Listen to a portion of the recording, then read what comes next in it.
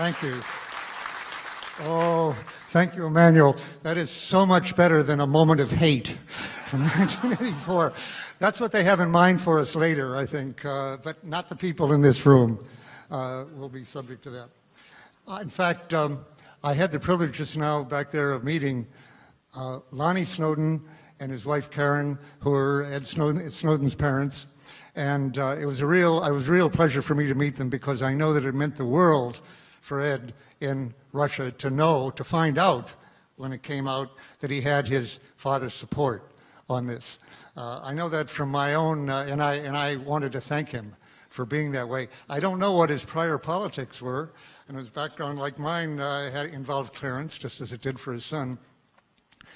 That was also true for my father, who worked on the Atomic Energy Commission, had a Q clearance, so he couldn't tell me until 30 years later, really, what he had worked on. But it meant a lot to me. I didn't know when my wife and I were eluding the FBI for 13 days after the first publication of the Pentagon Papers. That was the first I knew that my father would know what I'd been doing, and I really didn't know how he'd react. He was a Republican, he's an engineer, structural engineer, voted for Nixon twice, he told me, which I wasn't real happy to hear. But so I really didn't know entirely how he would react to this news that his son was a criminal, as I'm about to discuss here. And so I was very pleased when we were going from house to house in Cambridge while the FBI was looking all over the world for me in places I think they'd always wanted to go, sort of the Riviera, Bali, and a lot of junketing going on there, I think. But I was in Cambridge, and I saw my father being interviewed in Detroit and saying, I don't know if my son did this, but I can well believe that he did. It's just what he would do. He believed in, his letters from Vietnam, my father said, had turned him around on the war. And he said, I know Daniel has always believed in telling the truth, and he wanted to save those boys' lives. And his voice broke at that point on the television. And I was very, very pleased to hear that, as I say, knowing his background, although actually he had broken from his father's background. My grandfather and grandmother came from Russia as immigrants because Jews had been emancipated, which meant they were now eligible for the draft, for a 7-year draft. And so he came to America, to a land of freedom, where they didn't have a draft at that point. And once when my father was present when I was mentioned that, and afterwards he said, I wasn't happy with what you said about my father. He said, you made him sound like a draft dodger. I said, well, you know, that's what he did at that point. But his parents were not Republicans. When they came over, they were Russian anarchists.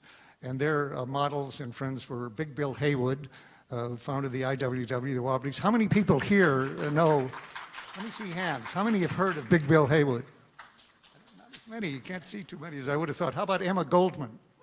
And yay, okay, my grandfather, it turned out, was a lover of Emma Goldman. And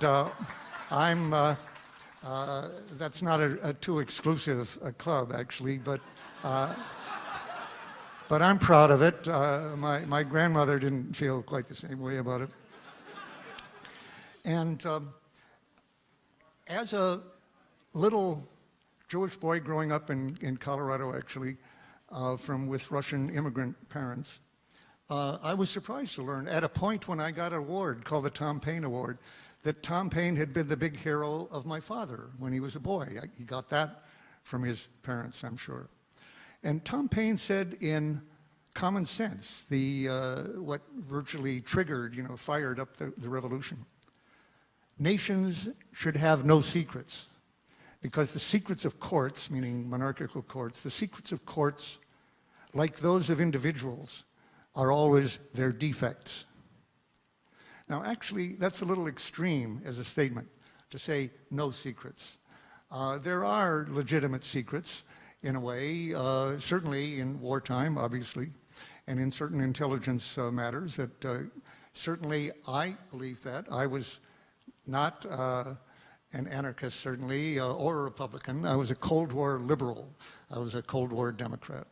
But when I took a lot of secrecy agreements, I was on the understanding And I still believe that there are legitimate secrets. I can argue with Julian Assange on that, who, even when I asked him, do you think government should have any secrets? And he said right away, yes, that they should have no secrets, no. I said, for example, what do you have in mind? And he said, well, private medical records that they have, for example. It wasn't easy for him to come up with anything else, actually. And in fact, I had an argument with Jake Applebaum, whom a lot of you know, who had pretty much the same attitude, very notion that the government should be transparent. And I said, look, since they're getting all the private information of all of us and keeping the fact that they're doing it secret until now, till Snowden, and they have all that information, if that got turned out en masse, by digitally, which it could be virtually, that would not be a good thing. That would, because of course neither Assange nor Applebaum believe in total transparency for the individual or for associations, private associations, and the government has that now. So they could deprive us all of any kind of privacy or secrecy, and I think, by the way, that is what they're aiming to do, and they've gotten very far along on it. In any case, I think, I'm pretty sure that Snowden, Assange, of course, and Applebaum were not insiders, and that's very good from many points of view, but also I think they weren't exposed to things that when you look at them, you say, okay, this is better to keep secret at this time for some period of time. Certainly, Snowden, Manning, Tom Drake, the other NSA people like Bill Binney, Loomis, and so forth, knew many more secrets than they have revealed or thought should be revealed. And that was true. Most people don't realize it about Manning. For example, they think here's this young kid who, quote, dumped out everything he could. You've heard that cliche almost by now. Totally untrue. He worked in what was called a SCIF, Sensitive Compartmented Information Facility, which meant to me immediately that most of what he was looking at was top secret or higher, communications intelligence, covert intelligence, none of which he chose to put out.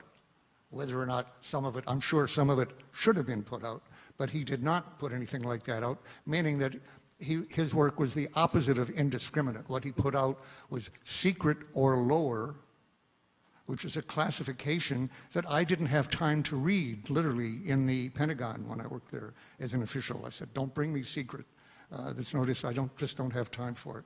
And when I realized how many crimes were revealed by Manning, I realized, gee, I missed more than I realized by not seeing any of this.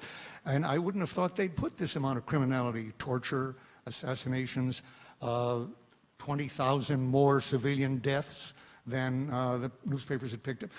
I wouldn't have thought that would all be at the secret level, but apparently it's become so routine. I probably wasn't in my day, torture, for example. But now, so routine, even though Congress has not yet passed a law or rescinded the laws making that criminal, nevertheless, there it is in secret, and of course, no one prosecuted as a result. By the way, it was, you may or may not have realized that Manning's revelations of atrocities through Julian Assange and through Le Monde were absolutely critical in getting US troops out of Iraq. Now, the neocons would say, well, that's a bad thing. They should have stayed. I didn't agree with that at the time, and I was happy to see them going out. I do not believe that the presence of 10,000 troops there would do any good to anybody or would be preventing the kind of civil war we're seeing now.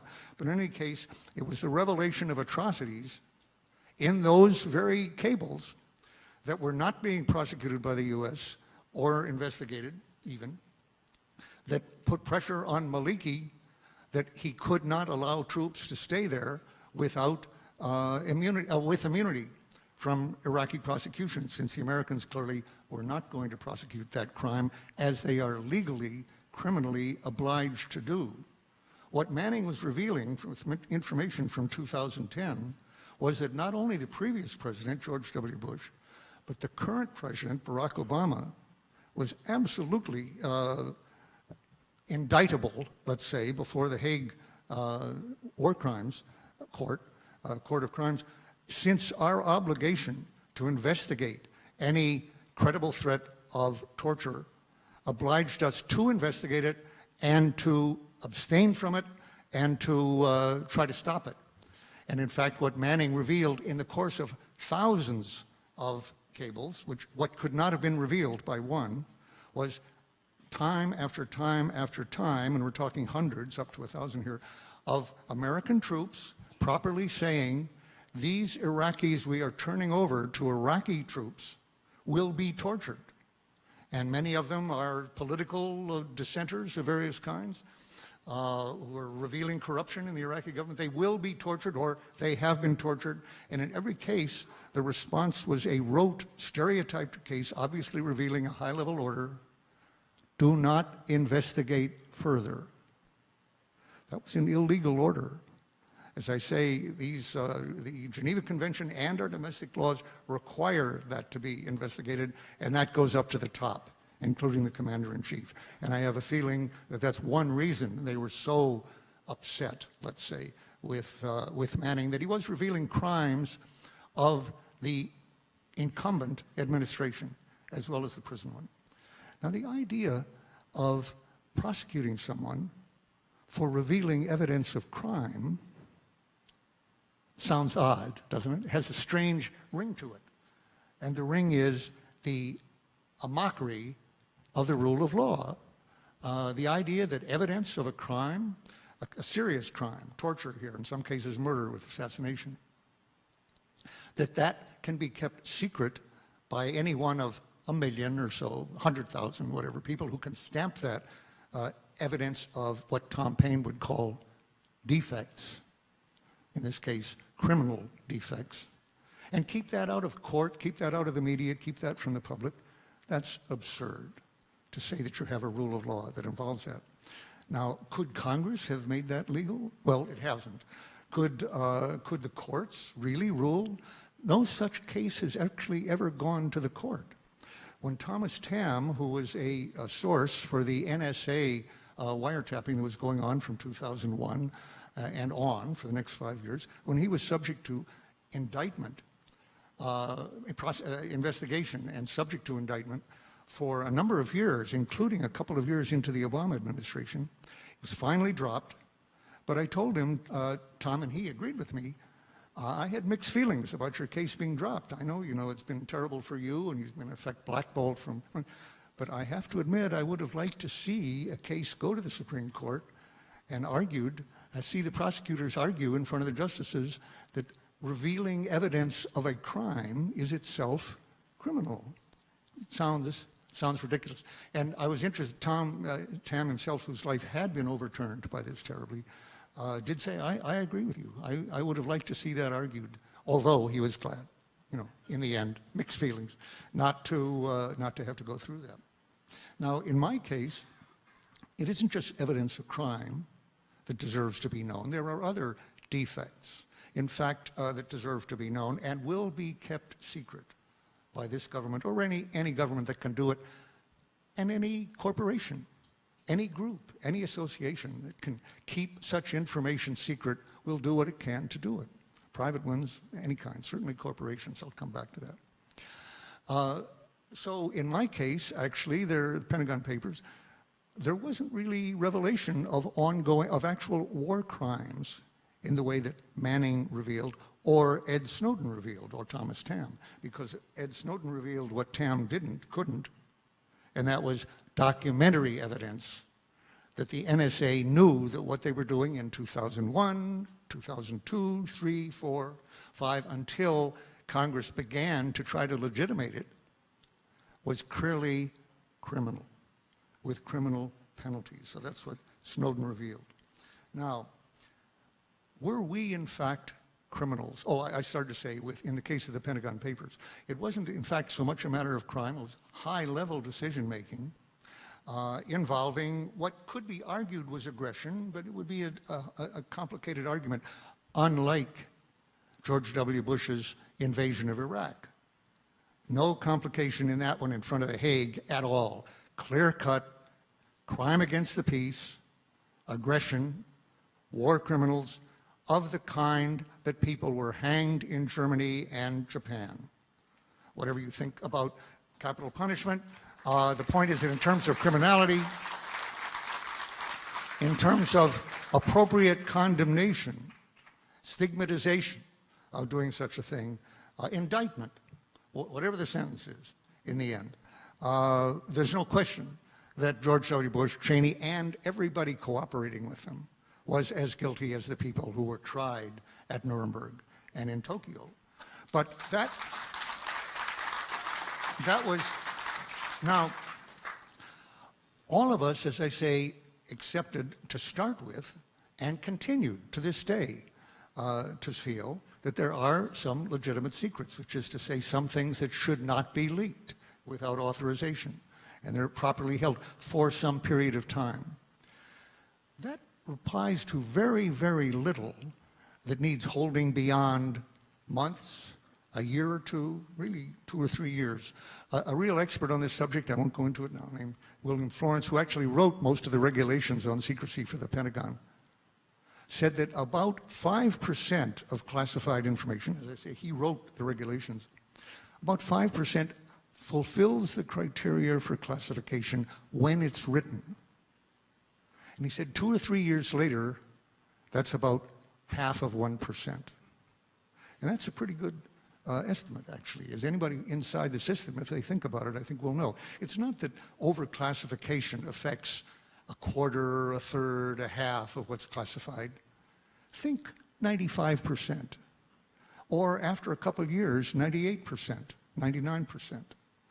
The Erwin Griswold, the former dean of Harvard Law School, who argued the case for injunction of the Pentagon Papers, saying that any further publication of the papers, in this first injunction ever requested by the government, any further publication would harm U.S. national security irrevocably, and greatly. 30 years later, I'm sitting at a panel like this and hear Griswold say, looking back on it, I never believed that any of the material in the Pentagon Papers had any effect on security. I would have loved to hear him say that a little earlier, before I was on trial.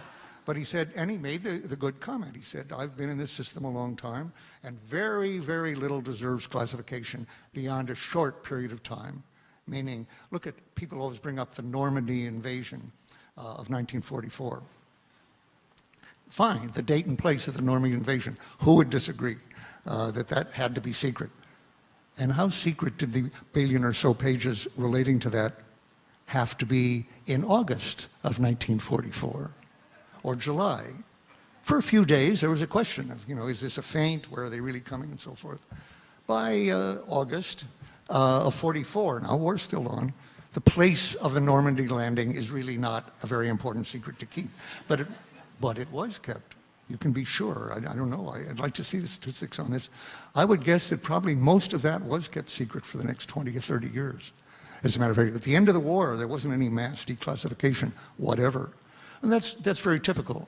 Now, all of us, when I say Manning, Snowden, and I, and Tom Drake actually,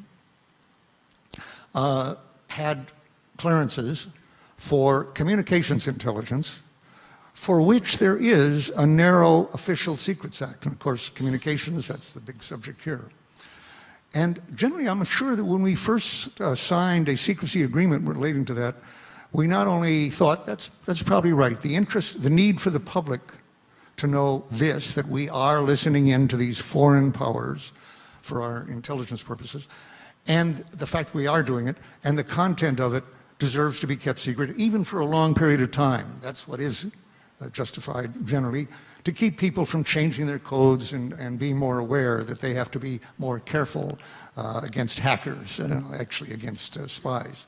So, which we don't have here. So it sounds reasonable to us. I don't think that anymore, the way the law is written, and I'll come back to that, because it doesn't allow for a public interest defense. It's a strict liability law, which means, was it classified? Did you put it out? That's it. Away you go.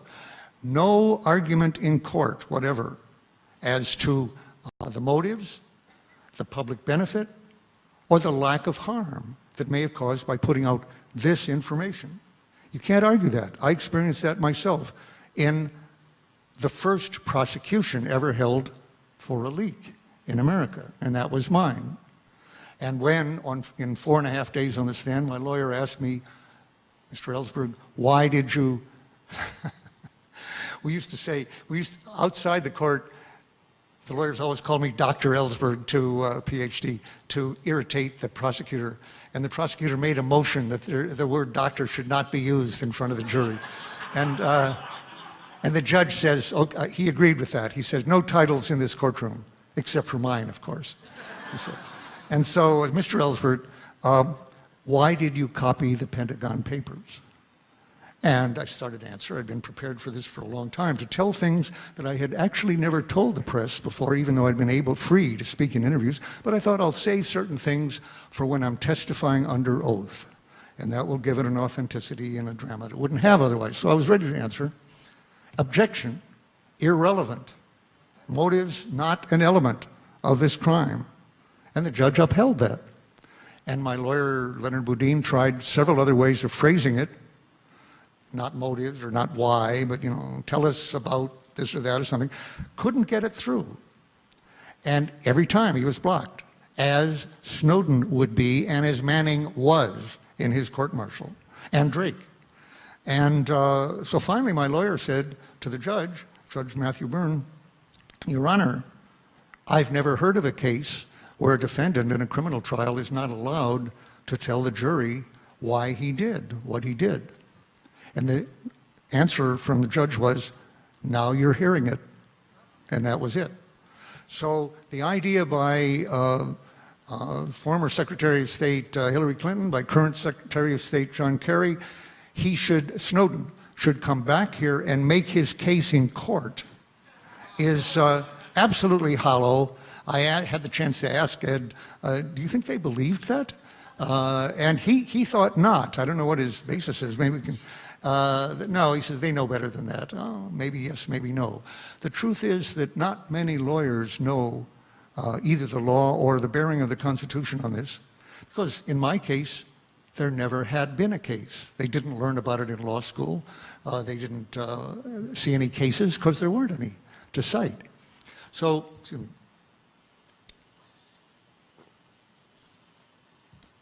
So we come back to this question, was I a criminal? Did I break a law? I asked my lawyer, Charlie Nesson, the Harvard law professor still, about 10 years later, after all this, I said, Charlie, did I break any law? And he said, that's very hard to answer.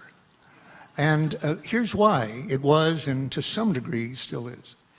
The reason I was asking in a way was that whereas I assumed I had broken law when I did it, and I assumed that I would go to jail for life on this, we found out in the course of reading that there had been no previous cases. Nobody knew that, actually. If this were an audience of lawyers, well, I'll come back to that. I would not expect you to know that, in fact, that my case was the first. There had been none before me. Or why? Well, according to Mel Nimmer, who was then the leading authority on law of information, which, again, we're dealing with very much here, wrote an amicus brief for the ACLU and then published that as a Stanford Law Review article in 1974. He said, the statutes which Ellsberg is accused, under which he is charged, which included the Espionage Act and theft, either do not apply to his acts, or if so applied, are unconstitutional. And that judgment was backed up by Harold Edgar, Benno Schmidt in 2 magisterial articles, very big articles, one in the next year, and one 10 years later, looking back on it. Same argument is essentially that to hold revealing information that was classified criminal per se, whatever the motives, whatever the benefits and so on, was an unconstitutional violation of the First Amendment. Now we're talking here about speech by officials. Most of the discussion of the law here has had to do with the press. Does the press have rights? After all, it is named in the First Amendment as being protected, or not? That's the question that's been addressed, and very little has been addressed on what about the free speech of officials? To what extent can that be restrained, because I was on trial for this. Now, actually, nearly everybody nowadays looking at the Snowden case or the Manning case, even my friend and mentor, my hero, Glenn Greenwald, has said repeatedly, and I keep reproving him, but we haven't had a full discussion of it, no one doubts that Ellsberg and Manning, and then later Snowden, broke the law. Well, I've tried to tell him there's more question about that than even Glenn, who's a constitutional lawyer, may realize.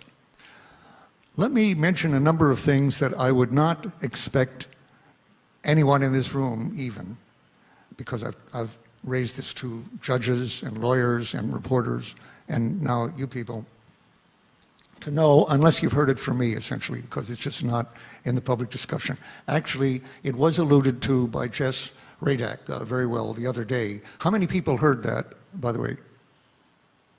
Not everybody? How many did not hear it? Can't see very well. Well, enough did not hear it. Let me summarize. She said it very well, and so did Tom Drake. But I'll just say 7 or 8 things that almost no one knows, even specialists like journalists.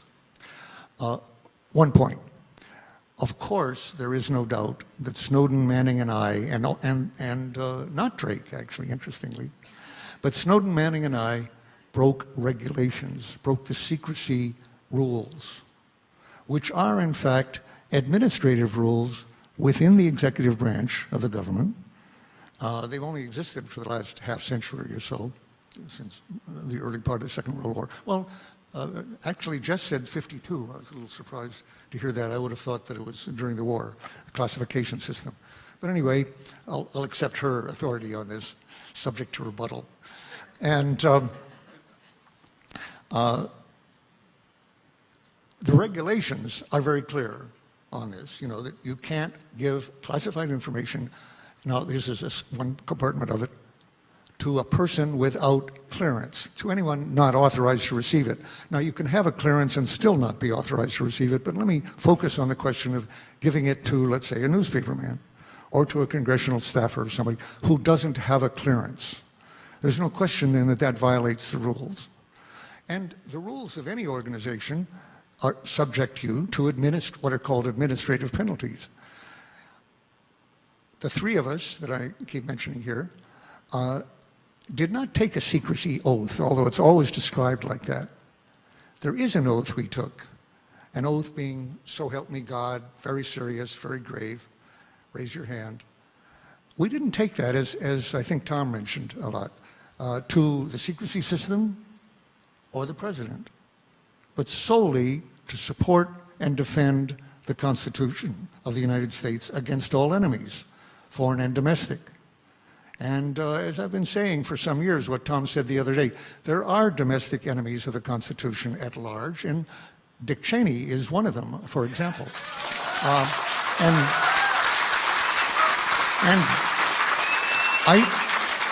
I don't mean that as an epithet, because all the presidents I served violated the Constitution. Hardly any question. They all committed impeachable offenses, if that were an impeachable offense, to violate the Constitution. Congress has to decide that they want to go through that or not. They all violated it. But really, Dick Cheney, and I even distinguish him here from Bush. I don't know what Bush felt about it, but Dick Cheney and his counsel, David Eddington, had a pretty coherent theory of what the Constitution should be, and was not the one they took an oath to defend. And it was one, but that was especially true after 9/11 when George Bush W. joined them in this belief, which was there is no restraint on the president. He or she is above the law. No treaty like the Geneva Convention on Torture binds him, not the Constitution, not a treaty, not an act of Congress, nothing binds him. In the field of national security, which he defines himself, and during an emergency, which he defines himself. Carl Schmitt, the legal philosopher of both of the Nazi regime and also of the Mussolini regime, defined this. It said, he is sovereign who determines the state of emergency. And we're in an emergency. I suspect that even in this audience, very few people realize that George W. Bush declared an emergency with seemed very natural, 9/11 appropriate, and that's been renewed every 6 months, including by Barack Obama. We're living in a state of emergency, and legally. And what does that mean? Well, part of it is written out in a law, what the president can do in a state of emergency that he or she can't do otherwise. And part of it isn't. It's classified. And when people on the Homeland Security Committee tried to find out what is in the classified annex to these continuity of government regulations and the emergency regulations, answer, you aren't cleared for that. You can't get it.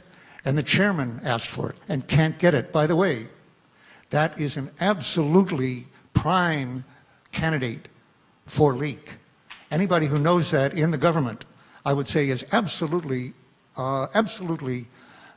contradicting their oath to defend and support the Constitution when they are party to keeping secret from Congress and the public new executive regulations that amount to suspension of the Constitution. And I believe such orders have been given. Exactly.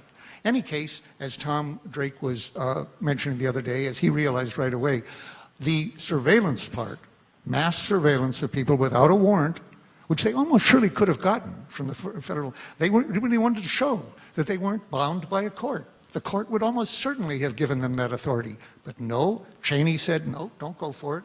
He didn't want to go for anything to Congress or the courts. We have the authority. That was the principle they wanted to establish. And so for years, this totally criminal operation was going on. Everybody involved in that who did not reveal it to the New York Times or others was guilty of violating their oath. Absolutely. Are there any penalties for that? Actually, I don't know. I'll ask Jess, I'll ask any lawyers here. I've never heard of somebody penalized or indicted or charged with violating their oath to uphold the Constitution. Where would you stop? You'd start with the president and the vice president, but it would go pretty far, pretty wide when it comes to that. But I think they have pretty much immunity in the past, at least from that, and that ought to change. But what we did do was sign a secrecy agreement, a non-disclosure agreement, such as people in the tobacco company sign in any company. In fact, I think my friend Julian Assange asked at one point people in WikiLeaks to sign a non-disclosure agreement. Nothing unusual about that, except you might say for him a little bit. It certainly gets very irritated, when he was leaked on, as does everybody. So it's a funny way to put it. My wife used to hate me. My wife used to hate me being called a leaker. She said it made me sound incontinent. But I've had to get used to it now. It's the word. There is no an unauthorized disclosure. That's not a little too complicated. So we did sign this agreement. And it was an agreement, of course, not to reveal what we learned in the course of our employment. And not dissimilar is what is simply taken for granted between a lawyer and a client. I'm not sure, I'm looking at Jess here, but I'm not sure whether lawyers sign actual agreements. It's taken for granted, right? Like a priest in the confession booth and a doctor and so forth. But in corporations, very commonly. And that was the same kind of agreement, except we were warned in a footnote. Well, no, actually, in the text, it said, and I understand that I might be subject to prosecution, 18 U.S.C. 793 D and E, which I happen to remember because I was the first person actually prosecuted under that ever. And all these other people met that act later, the other whistleblowers. The point is that was a bluff. No one had, in fact, been prosecuted, although leaks happened, every day, every other day. 50 years had passed since the Espionage Act, 54 years, had been passed in 1917. No one had been prosecuted for a leak because it was regarded as unconstitutional to have what amounted to an Official Secrets Act. So let me go back to my list of things that almost nobody knows. In contrast to most other countries in the world who have some version of a British-type Official Secrets Act, an OSA, Official Secrets Act, which criminalizes any and all disclosure without authorization of protected information, classified information. The U.S. doesn't have such an act, intended by Congress to be such an act and having been found constitutional. In fact, and very specifically, the Espionage Act is not such an act. Now, the reason nobody knows this, I said there hadn't been cases, but because it seems natural to people to have such an act. I mean, the British live under it, and most other countries have it, and so everybody assumes, as I assumed when I copied this material and put it out, and incidentally, Mel Nimmer pointed out, as the leading authority then, that I wasn't properly charged with theft in copying this stuff overnight in a corporation that, by the way, was a contractor like Ed Snowden's corporation, the Rand Corporation, and returning it to my safe in the morning after spending all night copying because I was the only person in the corporation authorized to read it. I was not depriving anybody of the use of that document, so even conversion was a very invalid claim against me. And in general, copying in those days was not held to be theft. You didn't deprive the owner, if there was an owner, of the use of the information. I understand that's changed significantly now in the digital age, that you can be convicted of copying in a way that I shouldn't have been susceptible to. But coming back to the Espionage Act, the Espionage Act was not intended for whistleblowers. That's clear from the legislative history. But courts nowadays have a trend where they're no longer paying that much attention to legislative history. They say the plain language here we care about. We don't care what Congress said at the time they passed it. So the plain language, clearly, of the Espionage Act, we all broke, as we did the administrative regulation. Now, what had kept leaks to be as few as they were for those 50 years before my prosecution? And let me check on the time here. How are we doing? Anybody in charge? What? In this group of anarchists, who's in charge? That's what I want to know. Take me to your leader. 5 minutes? Oy, gavol. Okay. I've used up my time. What can I say? Okay, I hadn't seen that. Okay, 5 minutes, let's see. Fat chance. Okay. We'll see. They may be very disciplined here. What do I want to say in 5 minutes? Okay. There should not be a British-type Official Secrets Act in this country. It is a violation of the First Amendment. But it turns out, unlike the founders' attitude towards slavery, which was not to their credit, and which eventually got changed in the course of a war, new amendments, etc., their attitudes on secrecy, on free speech and freedom of the press were very good.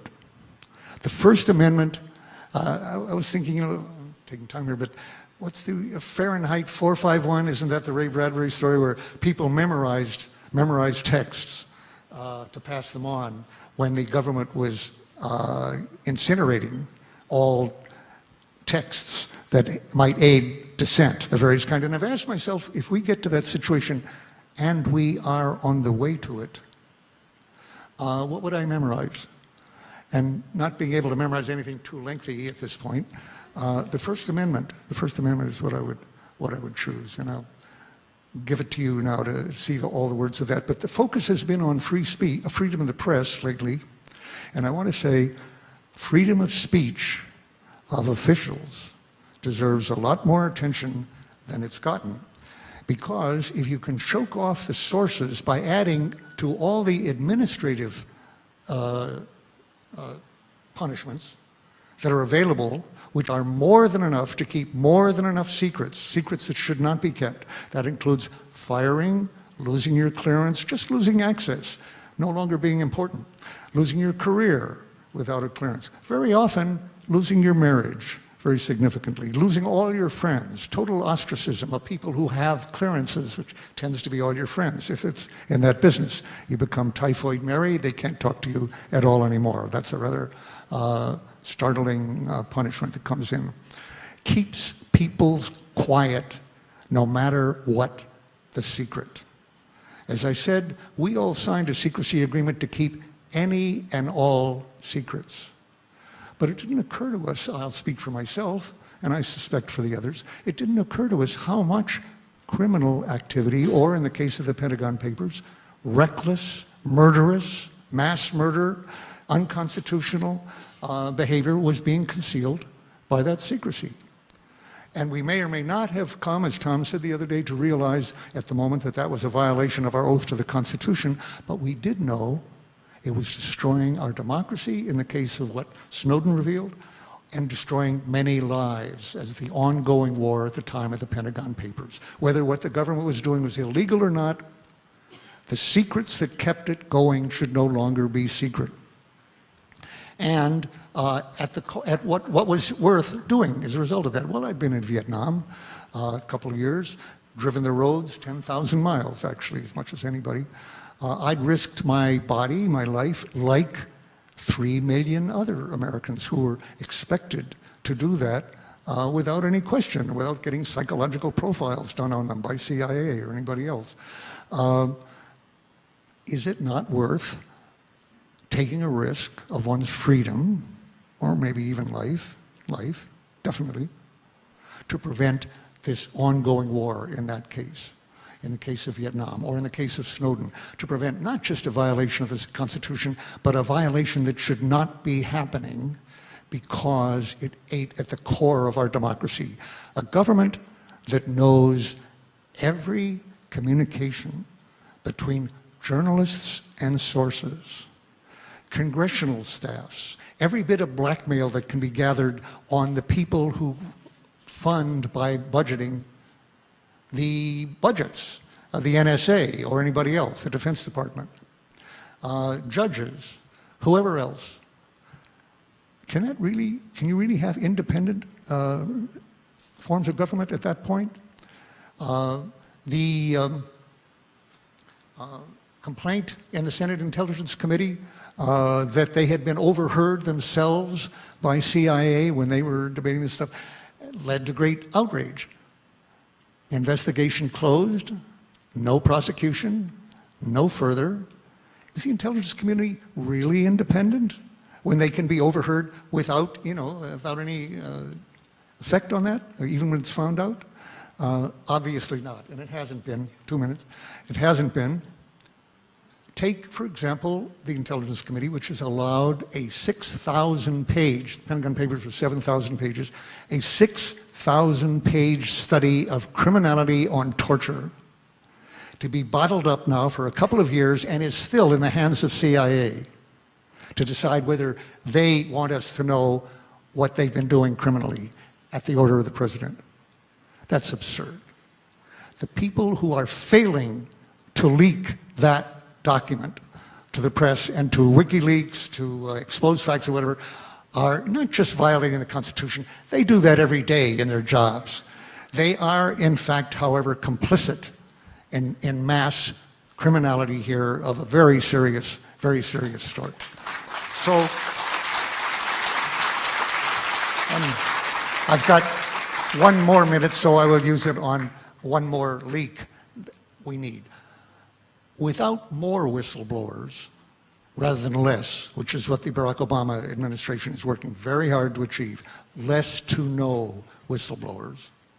We need more whistleblowers, very definitely, in the government, no question about that. And you people have to do what you can to make it possible through secure drop, through exposed facts, through new codes and ciphers, to make it possible for people to do this without spending their life in prison, without spending 35 years in prison like Manning, or being totally oppressed financially like Tom Drake, and without having to go into exile. Granted, exile better than prison, as Snowden says. Nevertheless, that shouldn't have to be the price, and you are the people who can make it possible for our democracy to survive that attack on whistleblowers by allowing anonymity. But it's not only the government. As I say, democracy, I don't think, can survive an effective Official Secrets Act, as the president is now doing. He is using, for the first time, with 3 previous exceptions, for the first time the Espionage Act as if it were a United Kingdom Official Secrets Act, something that Congress had not allowed except once. Another fact you haven't heard, but Congress did pass such an act in 2000, in the last months of Clinton's administration, and Clinton vetoed it on the grounds that it was unconstitutional. So, and we don't have it yet. But Obama now has discovered that with the current courts and so forth, he feels he can get away, and he has gotten away so far, with using the Espionage Act, Strict Liability Act, as if it were a British Official Secrets Act. Okay. Our survival as a species depends on, as a species, that's going to sound hyperbolic right away. Wait till you hear what I'm talking about. Depends on the public being informed that there really is climate change and that it really is man-caused, human-caused, something that something like 30 to 40% of the American people don't believe at this point because they have been lied to and manipulated by the gas, oil, and coal companies who support companies whose product is doubt. And they've succeeded in selling that product. I am certain that there are documents inside each one of those companies, Exxon, Mobil, Shell, the coal companies, that show that they know perfectly well what's happening and what they are doing and what they propose to do in the way of producing and burning coal. And that you don't have to rely on James Hansen, who's given up his job and is doing civil disobedience, to try to get that through to people.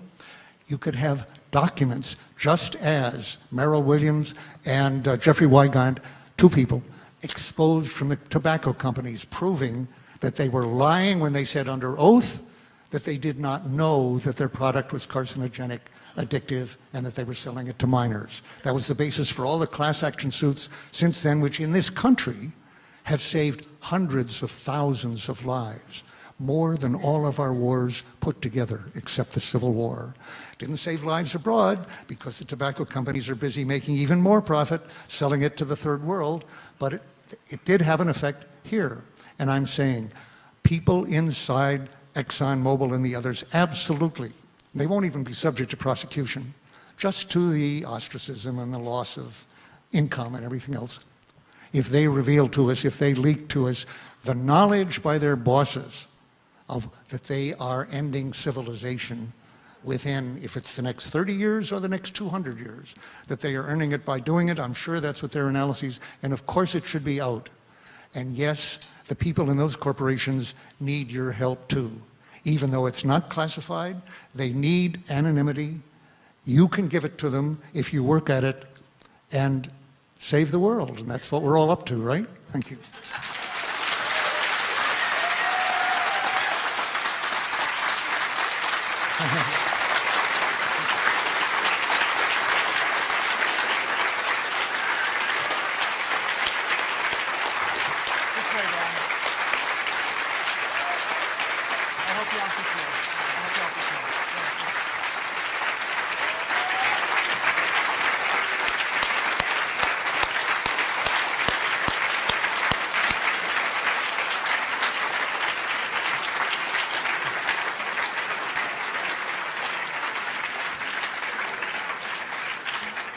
Wow. Daniel Ellsberg.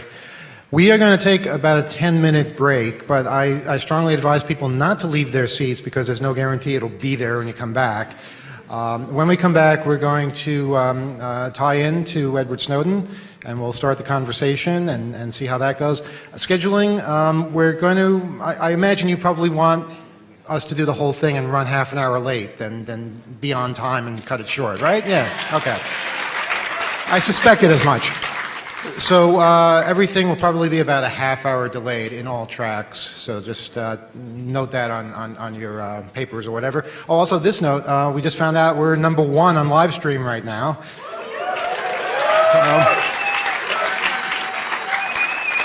not too surprised, and that's only going to go up. We have thousands of people streaming around the world thanks to our awesome 10 gigabit connection. And by the way, our slogan, use more bandwidth. Come on, we have so much of it. This has never happened before. So hang tight for about 10 minutes or so, and when we come back, we'll make more history. Thanks.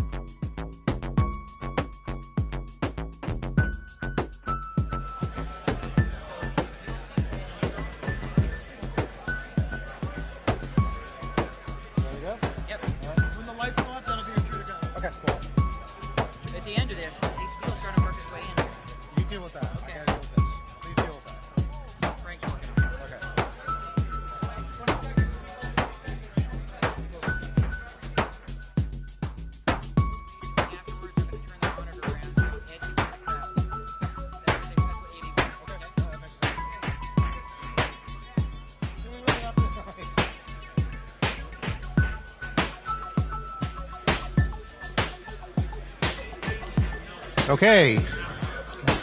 Everybody settle down? Can we just have a little bit of silence for a moment? I just want to say hi to all the people in Serpico. Can you hear us in there? No, you're not in Serpico, you're in Manning. This is Manning where I am right now. And Serpico, give us a loud cheer. Okay, all right.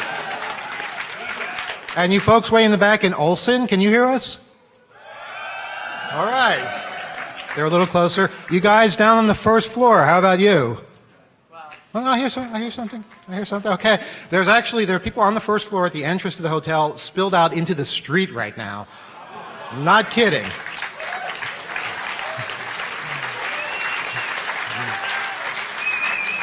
There are taxis queuing up. It's a whole big, it's a good mess though. It's a good mess. Okay, so I know there are some of you who felt you didn't applaud enough for Daniel's amazing speech. Here he is again.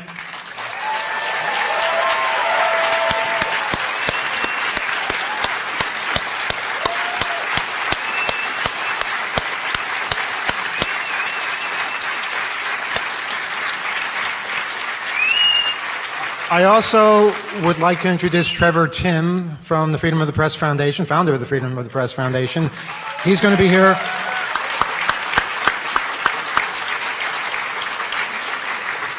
He will have selected some questions from Twitter that you guys have submitted. And I guess this is a good time to remind people on the press, this is not a press conference, so the questions we're going to ask Edward later come from our attendees, and hopefully there'll be questions that you're interested in as well. Please just follow our guidelines and everything will be cool. And that's, oh yes, I almost forgot. We have a third panelist who will be joining us from Russia, one of my real heroes, and I think many people in this room, many people in the hacker community, many people in America. Edward Snowden, welcome.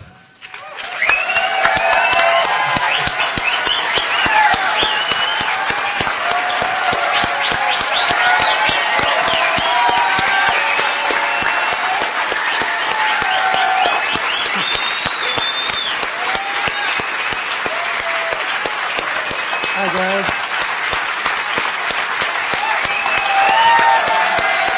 How is it over there? Good to be back in New York.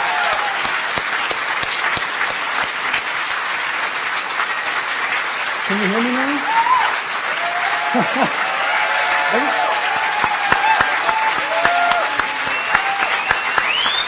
That last part was actually for the FBI. That wasn't for you guys. I'm hoping we can help them pad out the indictment tonight.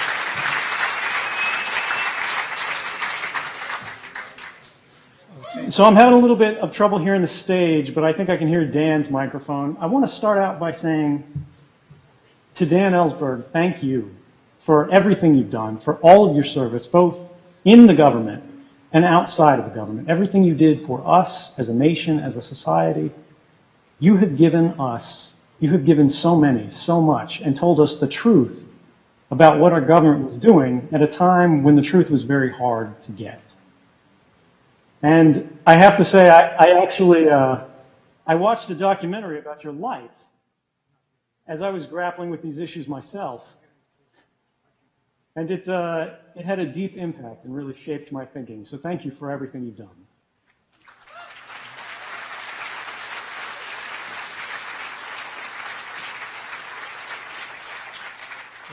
Ed, I see you've shaved since I last saw you. And I have to tell you, you didn't have to do that for this audience. Well, luckily, I've got plenty of black T-shirts. But I do not have the Keith Alexander brand dad jeans. I'll save those for DEF CON. So, I'm going to try to stay largely out of the way and let these guys talk, but I think there's a few topics that we'd like to cover.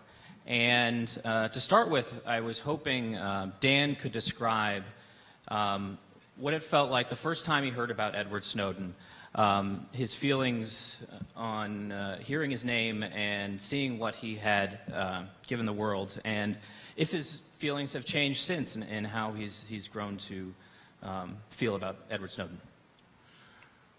I can tell you exactly what I felt. Hope, actually, which had not been in great supply for me recently. When I saw this name of this conference, I had mixed feelings about it.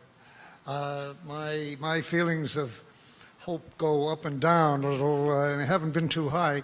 And there's no question, I felt that when Chelsea Manning was revealed. I used to ask in a way, how often do you need a Pentagon Papers, which is a massive disclosure that is unequivocal of documents that really shows, one document doesn't do it, as Ed knows. And they can say, well, we changed that the next day. That was just some particular little department, some low-level person originated that or something. So what you really need is a massive stuff, as in the Pentagon Papers, that shows, no, this is what they said the next day and the day after that, and here was the official policy, and so forth. And I waited 40 years to hear that. And so I was pretty much losing hope that there would be anybody inside who was willing to risk his freedom, his life or her life and freedom, to put out what needed to be put out. Because if you put out a lot of stuff, and I want to get into this with you, Ed, it's technically you have to be something of a specialist to put out a lot of stuff and not be identified.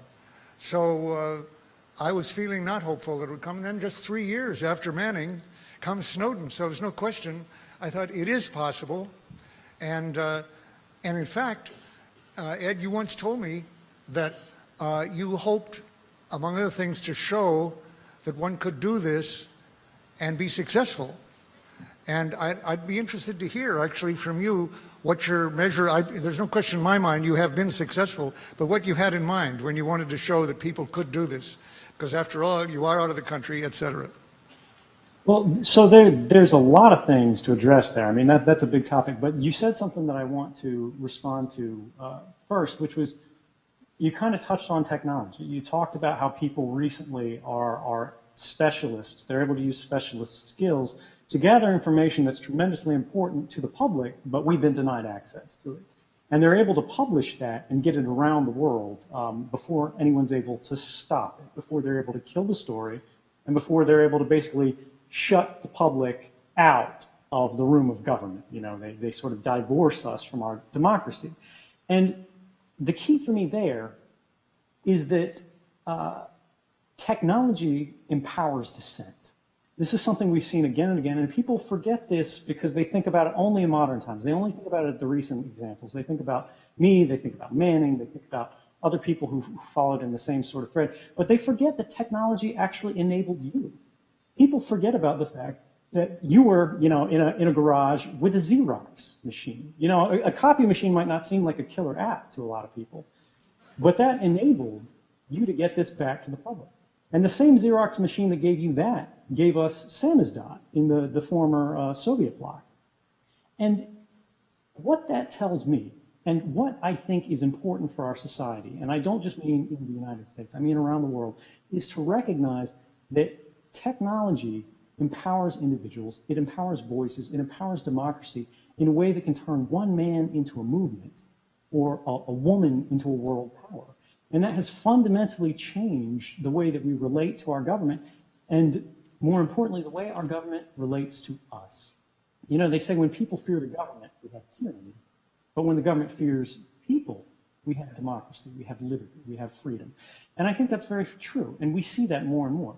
When the government has been left sort of in the dark, even when we have whistleblowers who come up and stand up at great risk to bring things to the public, people like Bill Binney, Thomas Drake, Ed Loomis, who end up getting, these guys get pulled out of the shower naked at gunpoint in front of their families. Their lives are destroyed. Their careers are destroyed. They're discredited. They said they're disgruntled. There's these broad campaigns brought against them, but they didn't have hard evidence. They did everything right. They went through the system, and the system destroyed them. The system buried them. And we see this happen again and again. Something very important happened today. A lot of people haven't seen it yet. In the Washington Post, there's an opinion article by a former State Department official who has basically said he's bound by classification. He had to get the article screened by the government to redact any classified information before he could publish it. But the Washington Post ran it, and he basically said, Executive Order 12333, which is one of the Signals Intelligence Authorities, which allows the United States to intercept basically communications that are occurring overseas, is being used to collect incredible amounts of communications, not just on people around the world, not just innocents everywhere, but specifically on Americans, which is precisely what the United States government has said they are not doing. And this is the kind of thing that's illustrative, because what he revealed was explosive. It should be on the front page of every newspaper. But instead, it's an opinion article on one newspaper because there's not clear, irrefutable evidence that brings the president to the podium, that brings the Congress to, the press, and says we have to have a national conversation where the public is given back its seat at the table of government, and we as a society are given the opportunity to decide where the lines should be drawn, not a few officials sitting behind closed doors. And I think that is a new power that technology has given us over the last 100 years that is increasing in frequency, strength, magnitude. And if we pair that with a responsibility to use it appropriately, to police ourselves the way our technology grows, and not sleepwalk into new protocols, into new usages, into new applications for these things, but we really think about the implications of putting, ARFIDs in our sneakers and our washing machines and the things we buy at the grocery store, we will have not a dystopian future, but we will have a democracy in which citizens around the world, in every country, are empowered regardless of the policies of their government. And we, at the very minimum, will know the truth of our world and the truth of our governments, and it will not be able to be hidden from us any longer.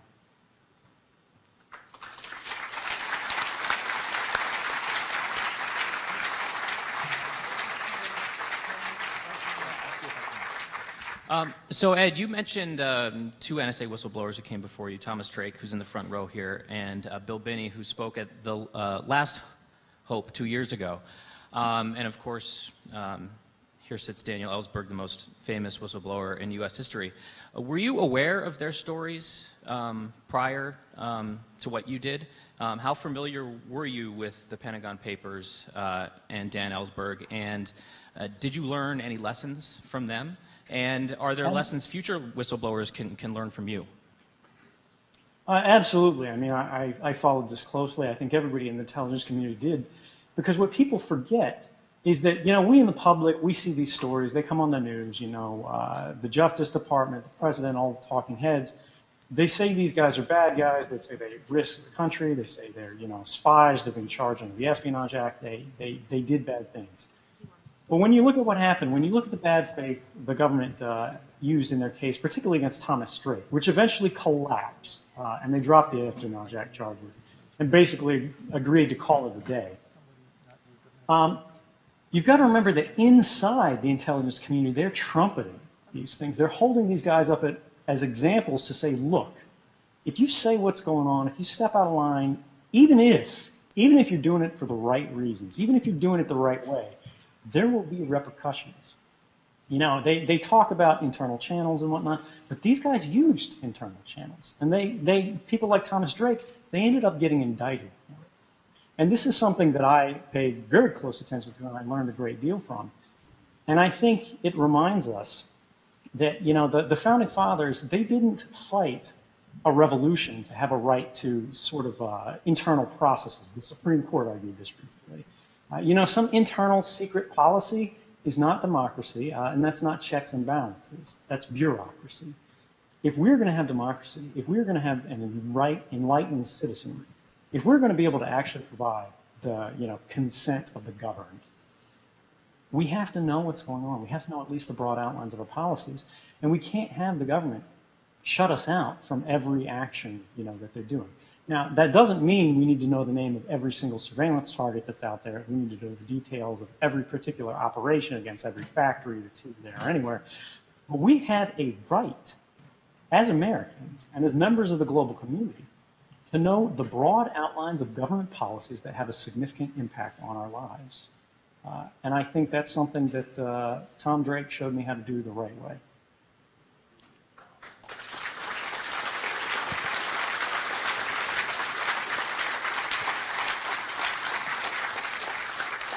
So, Dan, my next question is for you. Oftentimes, Ed's biggest critics often invoke your name, and they invoke it in a positive way and try to contrast what you did with what Edward did. Can you talk about that a little bit? How does that make you feel? Do you agree with them? Do you disagree with them? The most recent was actually Secretary of State John Kerry, who said that you were a hero, but Ed was not. And so, can you expand on that a little bit? Yeah. Well, this bullshit in a way started with Barack Obama when somebody actually took the occasion to ask him about Manning here in San Francisco. I was going to say here where I come from, in San Francisco, and said, well, didn't Chelsea Manning, then Bradley, do exactly what Ellsberg did? You know, and well, he could have answered that various ways. What he said was, Ellsberg's material was classified in a different manner. Well, that was true in a way. As I mentioned earlier, everything that Manning put out was secret or less, and everything I put out was top secret. That was the difference. And I think the person asking the question didn't pursue that. And of course, in your case, I'll come back to that, but in your case, higher than top secret, you know, the communications intelligence stuff, which I would earlier have said didn't deserve to be put out until you see what it says. And then you see it's evidence of criminality and should not be subject to criminal prosecution for revealing it, even though it is higher than top secret.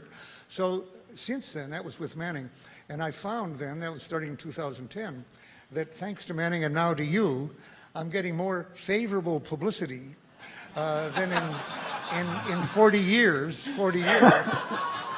because suddenly people who were all for putting me in prison for life before now realize that I was really a very good guy. I was the good whistleblower, and so I'm totally, of course, rejected this from the beginning. I didn't want to be a foil for showing up badly to people that I totally admired, you know, and identified with. Because there have been lots of leakers, whistleblowers, and I appreciate them all, ones who put out information that should have been known. They're anonymous. I don't know their names on the whole.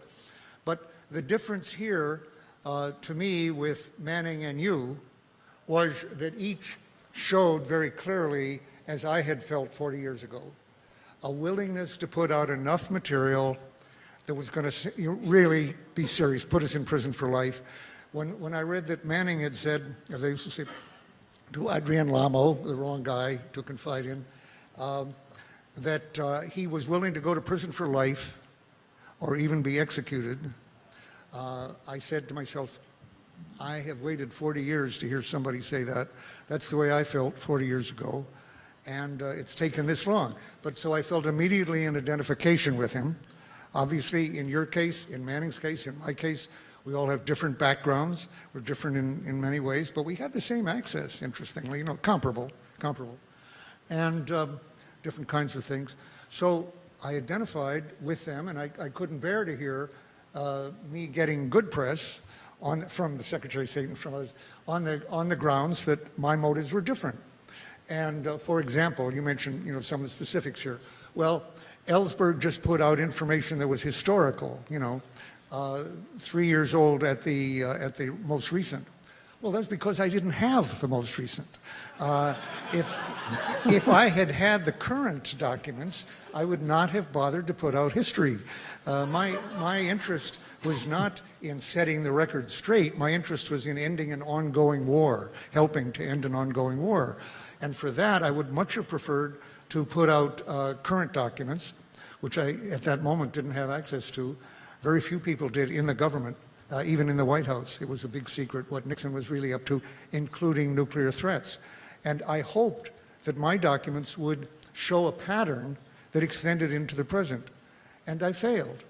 Hardly anybody was willing to extrapolate and say, well, Ellsberg has shown that 4 previous presidents lied in the same way, escalated in the same way, made the same kind of secret threats, Truman, Eisenhower, Kennedy, and Johnson, but it ended with those. It ended before Nixon. So I thought maybe they'll figure out that maybe the current president is doing the same. No, it took documents, and I didn't have that. So for years, I've been saying to people, it's got to be with documents, even though that increases their risk.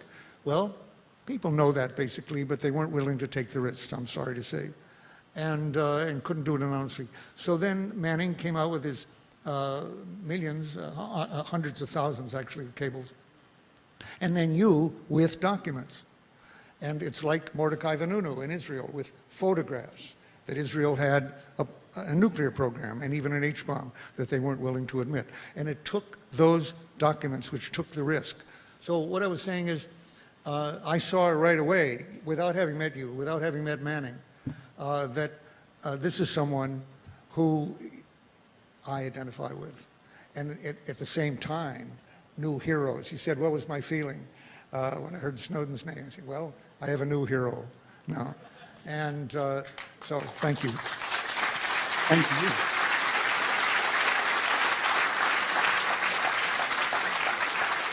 If I could actually follow up on that, I think there's a really important point there that hasn't been real well addressed in the media, and that was you said you acted, not to reveal a specific illegality, but to end a war, to basically correct failures of policies that were costing lives, that were costing us the future of our country at a critical moment where things could be changed, where we could step back sort of from the brink and enjoy a better society.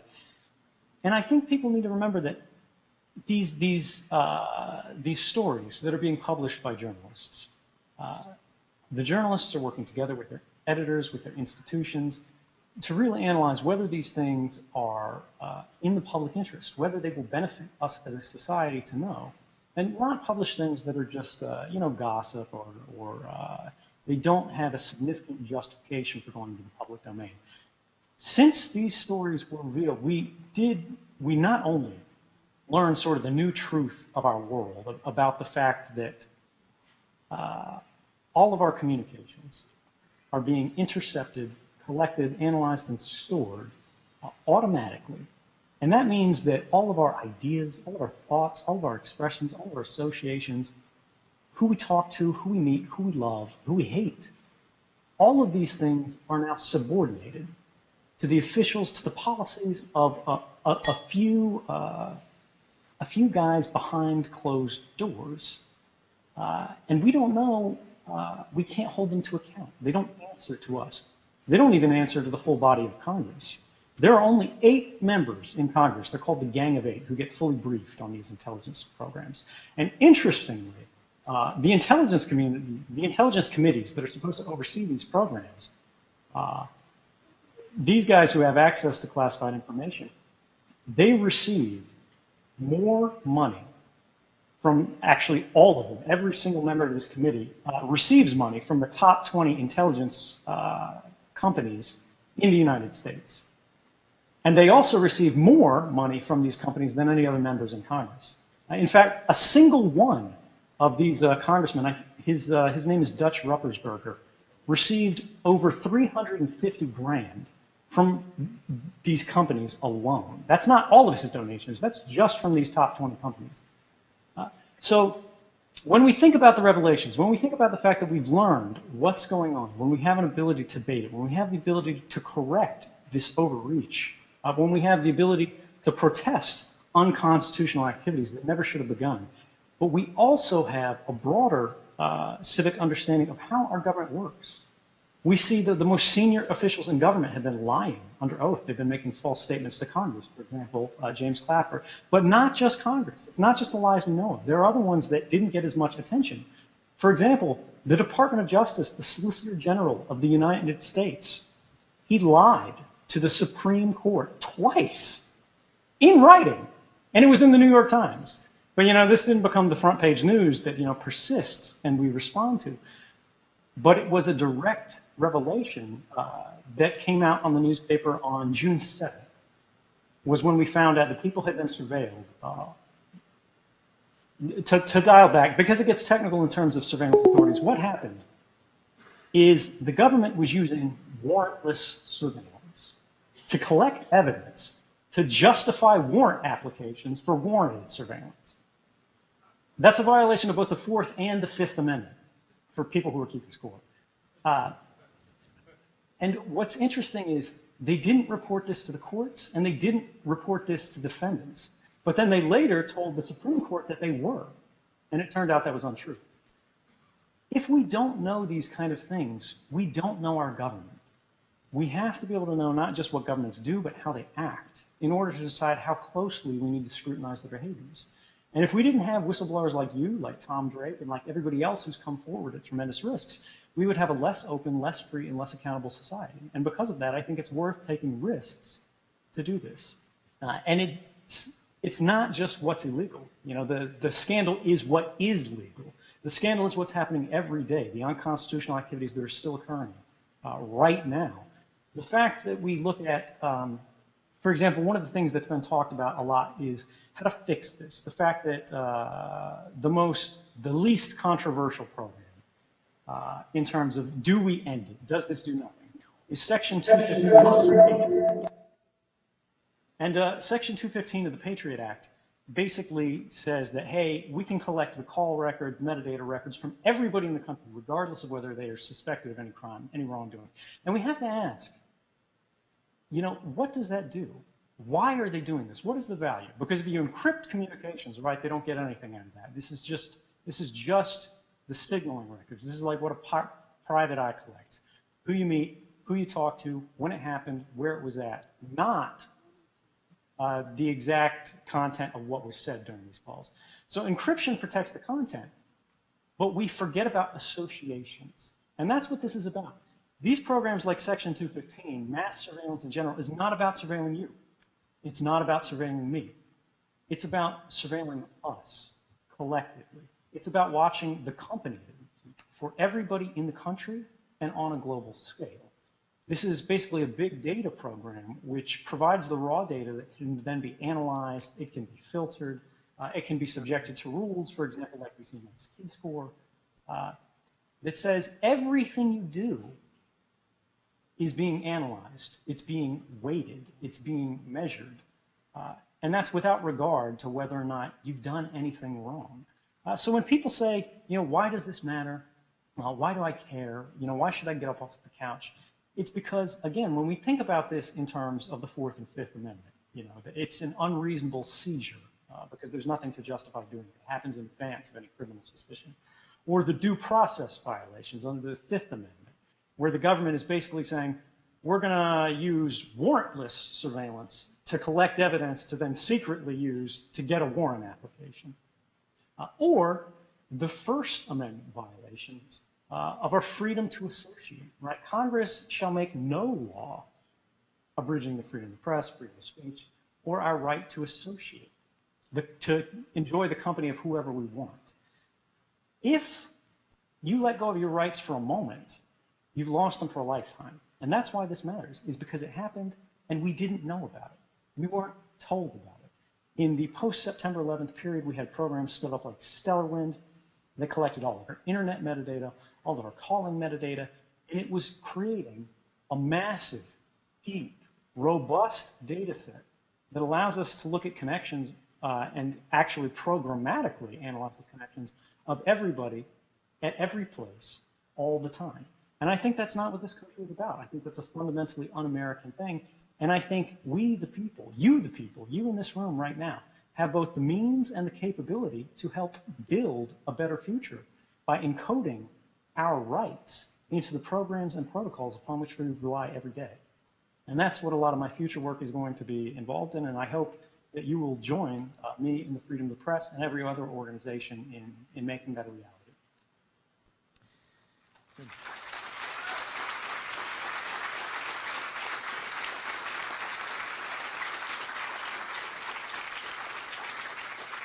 Yeah. So I should mention both Dan Ellsberg and now Ed Snowden are on Freedom of the Press Foundation's board of directors, and we really want to make it our goal to help journalists and sources and everyone connect in a way that can be protected from the government's eyes and essentially protect our right to privacy and freedom of speech. And so I think that brings me to my next question for Ed, and this comes from one of the Ask Snowden questions on Twitter, is what specifically can designers and developers and others working in technology start to do to make things better? And are there specific examples out there that you would like to see people follow? So when I talk about this, it's always difficult because it's entirely dependent on the threat model of the individual who's operating. Gam in the home has a different set of priorities than somebody who's working to report on the malfeasance of a deeply irresponsible government and an authoritarian regime. And so generally when I talk about this, I say encryption. I say encryption, encryption, encryption, because it's an important first step that denies the government access to anything more typically than suspicion, which is drawn from association. But when we talk about how we fix this stuff for the future, we've got to realize that association is often the problem. It doesn't end at encryption, it starts at encryption. Because if you don't think about the links, sort of the signals that are happening, when I email you, and the government can't read the content of the communication, but they go, why is an employee of the government who was at work on Thursday at the Central Intelligence Agency or the National Security Agency or the FBI, who works on programs which would be deeply embarrassing to the government, why are they contacting someone at the Freedom of the Press Foundation or the Washington Post or the New York Times? And so we get tools like SecureDrop, which are good because they allow us to use mixed routing networks like Tor to sort of obfuscate our direct network path. But we've got to think about the fact that today, if people are connecting through a phone, that's not super helpful because the phone, for example, sees that you're connecting to Tor. It sees you're a Tor user. A good example of this, or really a bad example in terms of OPSEC, is this recent American spy who was discovered in Germany. He was apparently, allegedly in the newspapers, spying for the United States against Germany. He then, I guess, wasn't satisfied with what was going on. So he said, hey, I'm going to shop myself to what I think are the Russians, because he got an email. He was using Gmail, by the way. Great OPSEC there. And he got an email that purported to be the Russian embassy. And they said, hey, you want to sell some documents? He said, oh, yeah, sure. And he sent them 3 classified documents. Now, this is an email. I don't know whether it's encrypted or not encrypted. That hasn't really been covered in detail. But the key is the adversary that was on the distant end of the communication, in this case, German counterintelligence for his model, although he's actually allegedly a spy. He's not interested in public interest. He's interested in money. Is the fact that when he did this, he was the only one who had access to these documents who was out of the office at the time. He took the day off to send this email. So again, we're not talking about the most sophisticated guy in the world, but this is the kind of thing you have to worry about in terms of how do governments discover their adversaries. And the same techniques they use to discover spies, they use to discover journalists. The Risen case and the Rosen case, both of these are journalists in the United States where, for example, the government was trying to get James Risen, New York Times reporter, to reveal his source, or they were subpoenaing an AP reporter, I believe, all of the phones in their office to say who from the government called the Associated Press.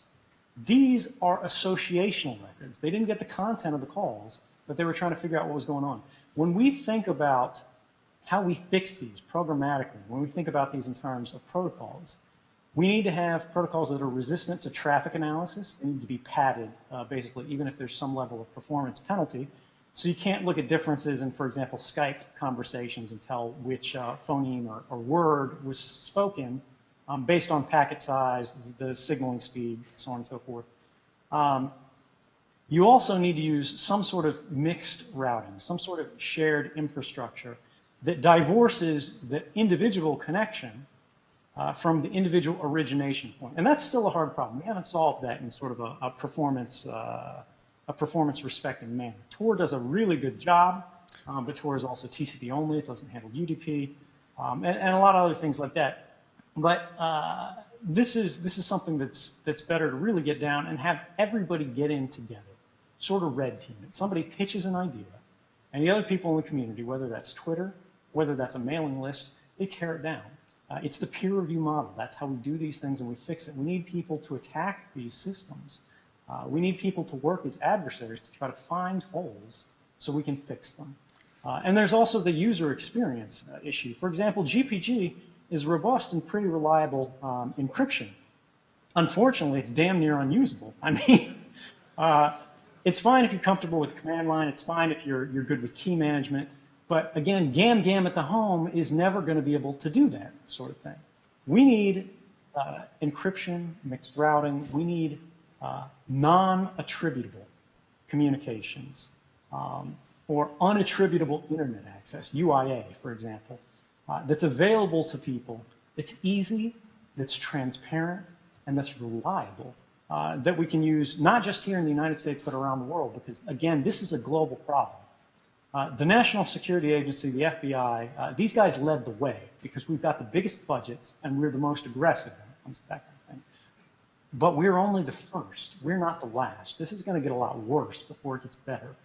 And we have to, the grad students of the world have to be thinking about what they can do to fix this. They need to think in adversarial terms.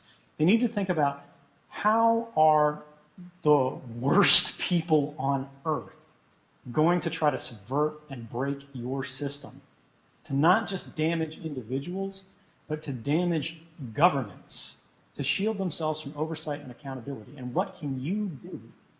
What do you know? What can you think up to help shield us from that? And the techniques are only limited by our imagination.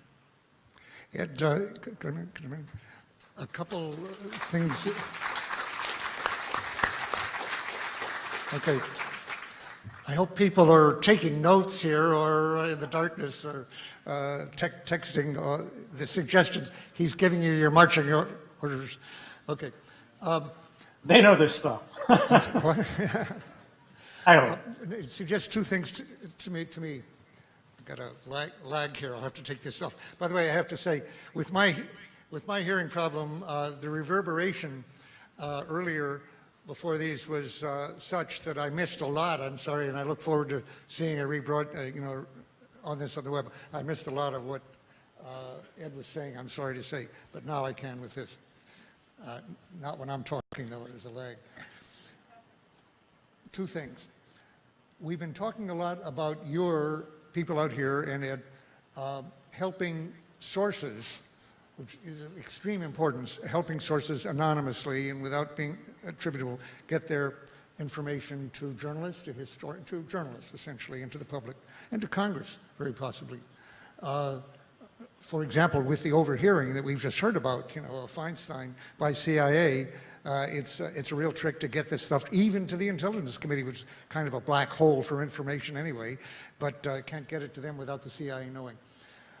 There is also the problem there of going directly after journalists. And if this is what I was thinking, if you are successful in inspiring the people here to find ways of software that they can really use, with even as, I'm not even on Twitter, for example. At my age, it's enough to be on email. But easy to use.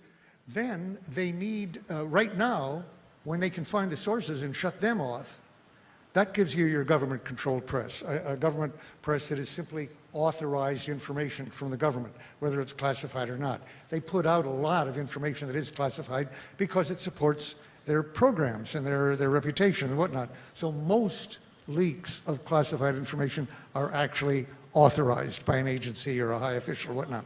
But supposing it becomes possible now for that handful of whistleblowers really to get the information in, then they would want to go after the bylined journalist who prints it. Now, so far, they have not done that. They accept the idea that the public will go along with prosecutions of officials who signed a non-disclosure agreement, as I did, or you did, and without really thinking of the fact that that agreement is not subject in corporations or elsewhere to criminal prosecution, to punishment by prison and whatnot. It's subject to a lot of other things like ostracism and losing your job, which is enough to keep people silent anyway. But supposing now that gets harder to do and they can't shut off all the sources. They haven't yet gone against the freedom of the press idea by directly prosecuting journalists. Assange, they have kept on ice here all this time with the grand jury going, with the threat basically that they're going to go after him on the grounds that he's not a real journalist, something like that. I mean, in-between person. But actually, of course, as you know and I know, the people, Assange didn't do anything that could possibly really be prosecuted that wasn't also done by the New York Times and by the Guardian and by the Observer, which they're reluctant to go after. It's my opinion, I'm putting this to you, but my opinion that that lies next on the grounds that supposed journalist called Michael Kinsley accused Glenn Greenwald. And Peter King has done the same, and I think a number of others. And that is, you guys, you journalists, are aiding and abetting a crime, a criminal, with the assumption being from the beginning that the leaking is criminal. You know, I raised that question as to whether that should be regarded as constitutional to regard us as criminals. But if you do unequivocally regard us as criminals, and people like you, then the logic that people who are helping them get their information to the public are indeed helping, for sure, that's what they are doing. But aiding and abetting is a legal term, and it has to do with a crime. And perpetrating, wasn't it David Gregory who asked Greenwald, you know, insofar as you are aiding and abetting, he's saying, insofar as you are a criminal, why should you not be punished? So listening to you, I was really thinking, I didn't bring it out before, to accept that the giving the information is unequivocally criminal, is, I think, the first step almost surely to going along with the Kinsley and Gregory and so many others. Aiding and abetting, or rather helping, publishing, is also criminal. Seems logical, normal. And they will go after that as well. So, I don't know, is that something you thought about or not? Yeah, I mean, it's a really complex topic, and I think when we talk about whether or not the government begins going after journalists, this is the real sticking point for me, because in terms of my political philosophy as it relates to technology here, is I would say almost Stallman-esque. When we think about free software, we need to think about software as a means of expressing our freedom, but also defending our freedom. Governments rely on the same technologies we do. They adopt the same standards. They use the same products. And this happens worldwide. So the solution to that, when you ask me, is whether or not the United States government can manage to behave itself, to restrain itself against violating the Constitution, against bringing suits against journalists, against limiting the freedom of the press. Other governments will make different decisions. And if we want to live in a better, more enlightened world, what we need to do is we need to remove those capabilities from the governments by enshrining our rights into our means of communications, by denying them those capabilities, at least on a massive, untargeted level. Because, you know, you can't pitch a 0 day at every mobile phone and every computer that's out there, or it's going to get caught. It's going to get caught by a researcher, and it's going to end up on, you know, The Verge, Ars Technica, or any one of these other sites. And there's going to be a post-mortem of their malware, and that's going to be reused and repurposed. They're going to find it out. They're going to trace it back to you. But governments can still pursue their legitimate needs for law enforcement, for intelligence collection, on a targeted basis by using those 0 days only when they are the least intrusive and essential means of getting the intelligence that they require. But it sort of shuts them out of doing this on a broad social level where they target every journalist that's out there, you know, every news agency. And this is the way I think in the future we need to focus more and more toward how we do this. And when you talk about journalists like David Gregory, like Michael Kinsley, for the audience, if you hadn't followed that story, Michael Kinsley argued basically that it was not the place of journalists to decide what the public should and should not know. His infamous quote was, "That decision as to what we, the public, should know must ultimately be made by the government." Some people can't be helped. But it's, the key there is that they are representing class interests, and we need to recognize them as a class, right? These journalists who are basically reflexively going to protect policies that are working against the public interest should not be trusted to inform us, right? We need to mark their names and remember what they're writing about. It's helpful that we get all these different views and, you know, they participate in the debate, they help inform us because we need that marketplace of ideas. But at the same time, when it's being done to actually limit debate, when they're saying these people shouldn't be able to make these points, these people shouldn't be able to publish these stories, this news should have never been news, we need to watch out for that because that's not ever going to benefit the public. That's making society, that's making government, that's making institutions necessarily less accountable. And it's a chilling effect that we need to watch out for. In terms of class interests, again, when we talk about how do we fix this, how do we patch these holes, Julian Assange made a plea at one point where he said, "Hackers of the world unite, sysadmins of the world unite." Anybody out there who, you know, posts on Stack Overflow, you know, the Stack Exchange, anywhere like that, you guys are part of the technical elite, right? If you've even heard of Tor or Tails or Unix or even OpenVPN, you know, hell, if you've even heard of Linux, you know, you are an advocate that is going to help us move forward in shifting the middle ground of technical literacy for the next generation, right? A lot of young people right now, they understand how technology works to an extent, but the system functions are hidden from them. They don't know where the dangers are, right? They don't know where their communications are exposed. They don't know how networking works. They trust their devices to handle everything. We all, any of us who know even the slightest bit, have a civic duty to help educate the people around us. Just like the rise of literacy, right? We had an obligation to teach people around us how to read and write. We have to teach people in our society how to interact with society, with technology, safely, reliably, and in a way that serves the interests of all of us, not just a select few. We don't want a high priesthood of technology, no matter how good that is for us, because it's bad for the world. And I think,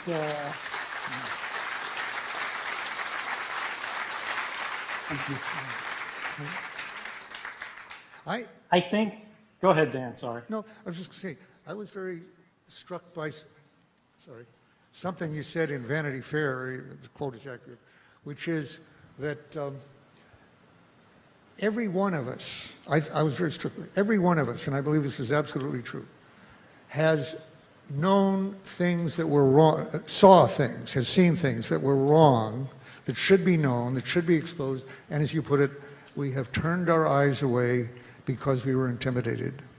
And I happened, and you were speaking of yourself, speaking of myself, and come back to that, but I believe that's true of every human on earth, that there are times when they bite their tongues, they keep their mouths shut because to reveal it would lose a relationship, or in very private matters, or a job, or a career, whatever, and they've kept it shut. And then you said,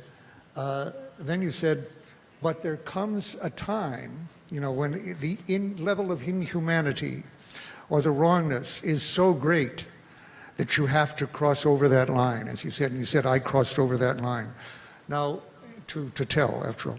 Now, I thought when I read that, that's Edward Snowden who did that. And that's Chelsea Manning. And how many others? When you said there comes a time when you, very generally, cross over that line and tell the truth, even at cost to your relationships, to your boss, to your friends, to your everything else. Most people, I have to say, never do reach that line. They never do reach a point when they decide to take a risk of their own status and their own relationships and their own job. And the test of that is that many of them have been tested on things like the continuation of a wrongful war. Thousands of lives, hundreds of thousands. In the case of tobacco, as I said, 500,000 lives a year lost by tobacco? Look at GM right now, it's a handful, but you know, striking, where they deliberately covered up. Covered up is not only in the how many people at GM knew that lives were being lost and people were being injured? And who spoke out? Nobody, I don't think so. Tobacco, 2 people, Merrill Wigan. One thing that I hope from you, Ed, from your example, is that more people will be inspired to take even significant risks.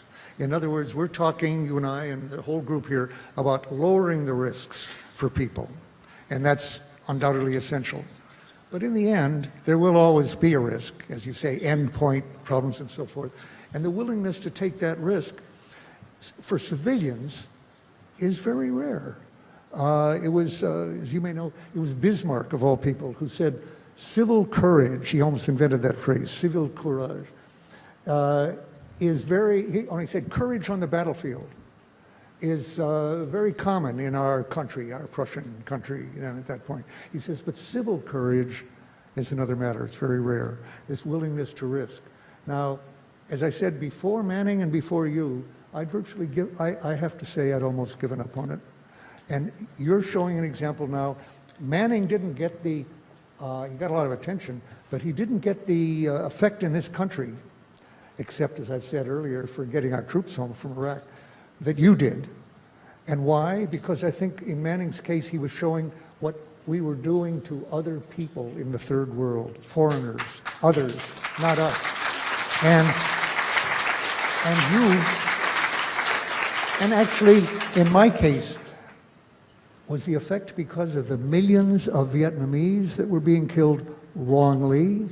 Every one of them is wrong. When I read the Pentagon Papers and realized that for the first time, that the very beginning we were supporting a French colonial reconquest of a country, which I thought of as un-American, whether it was illegal internationally or not, I saw every death in Vietnam as being unjustified homicide.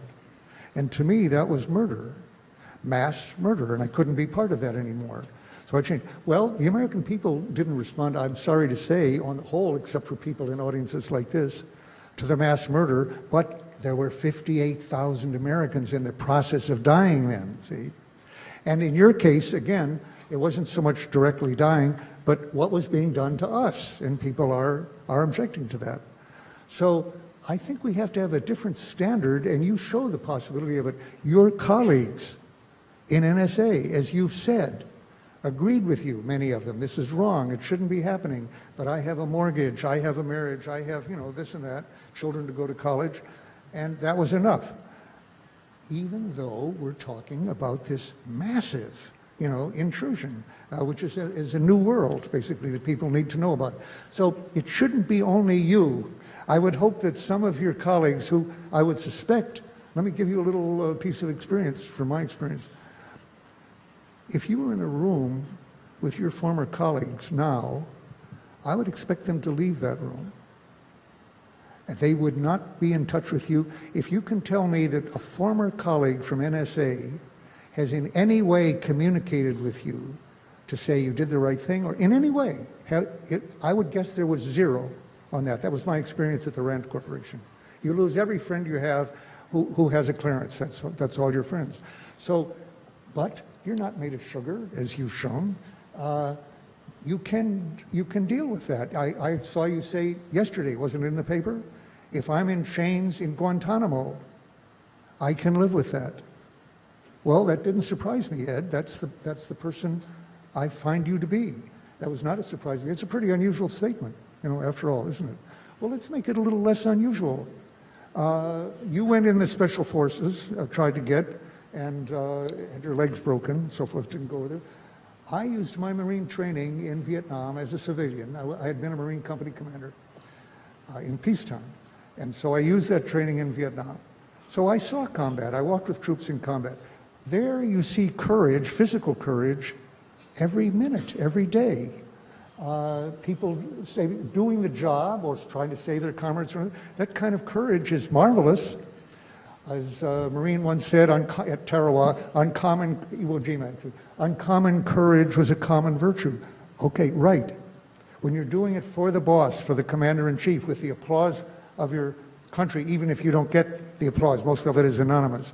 But you know they would approve you if they knew of it, what they were doing, and they would hold you accountable if you didn't do it. We should have a different standard than we do for our civilian officials. And not just official, you know, I don't know if you regarded yourself as an official, but a middle-level person. It shouldn't be simply that you are the extraordinary hero that we thank. It should be that we should ask the question of those other people. What made you think you could keep this secret that long? Keep it totally, keep your mouths. A lot of blood has flowed because people bit their tongues and swallowed their whistles and didn't speak out. And it's time, I think, that we not prosecute them, but tell them that is not the way to preserve a democracy. You are not fulfilling your oath. And I'll just end by saying, people ask, as I used to be, is he patriot or traitor? You know, that's the headline in all these things. Edward Snowden, patriot, traitor. That drives me nuts. The very thought, you know, that people could regard you as a traitor. The ignorance of the media and the Congress people and the interviewers who raise that question offends me as an American, that they think that it can be traitorous to tell the truth to your fellow countrymen. But it's terrible.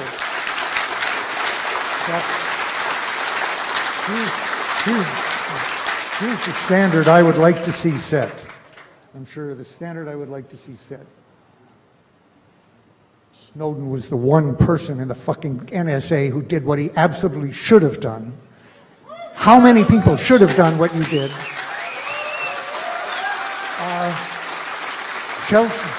Chelsea Manning. I said this about Chelsea when it came out, and I say it now.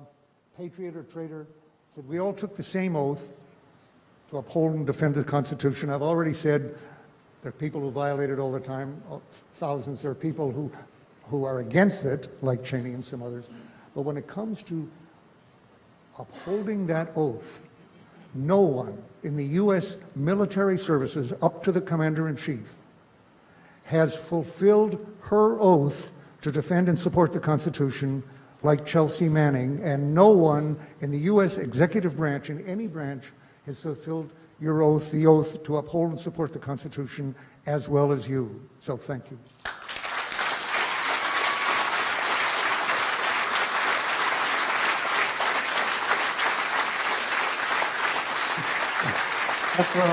That's high praise. I would,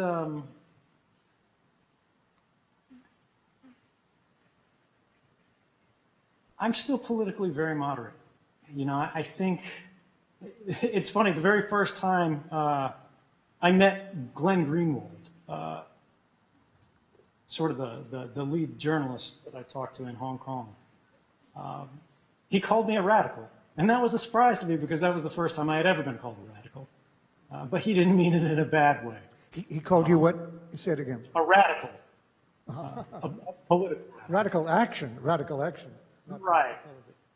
But the key is, I think there are so many people throughout the government, throughout the country, who are trying to do the right thing. But as you said, there is this burden, this compulsion, this operational inertia, where they feel, you know, we talked about this in the office, people who saw this was wrong, who agreed this was wrong, who were disturbed by it, and who felt we needed to do something. But at the same time, we all have families. We all have mortgages. We all have lives. We all have things we want to do, things we want to enjoy. As you did. You did too. Right, right. I mean, I loved Hawaii. Everybody, you know, I don't have to say I love my family. But you put those things at risk. And I knew the highest possibility of when I walked out of the office in Hawaii on the last day was that I would never make it out of the airport. But I accepted that because I knew that, as you said earlier, we all have a limit to the level of incivility, of inhumanity we can see and do nothing about. And when you cross that line, you have to do something. But at the same time, we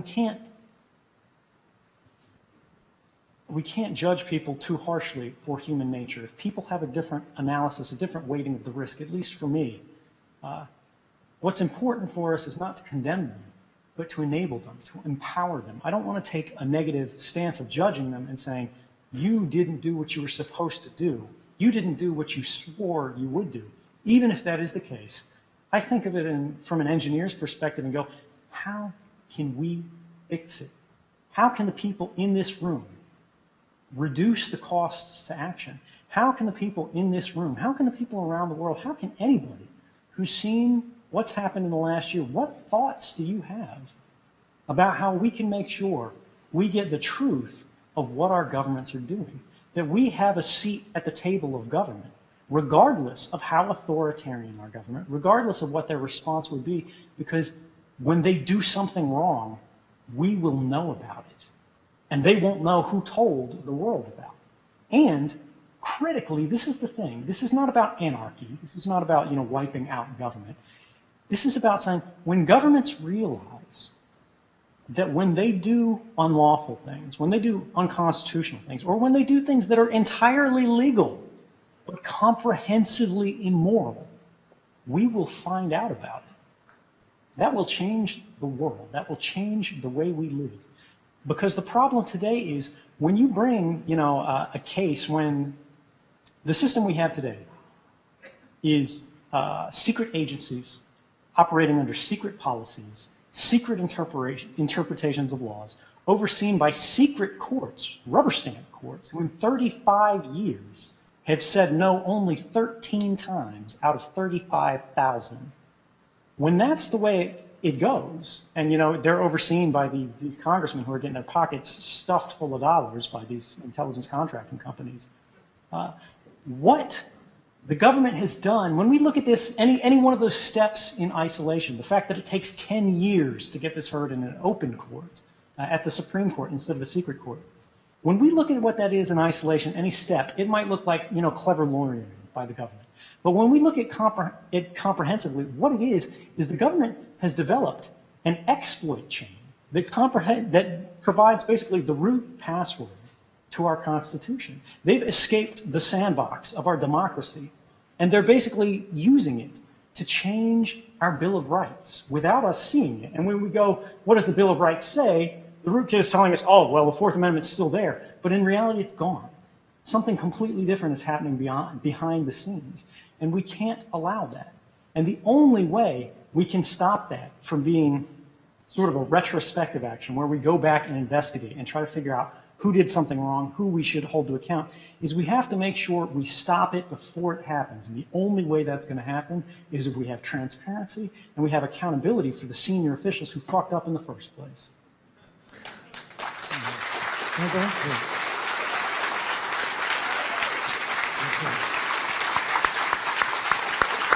Okay.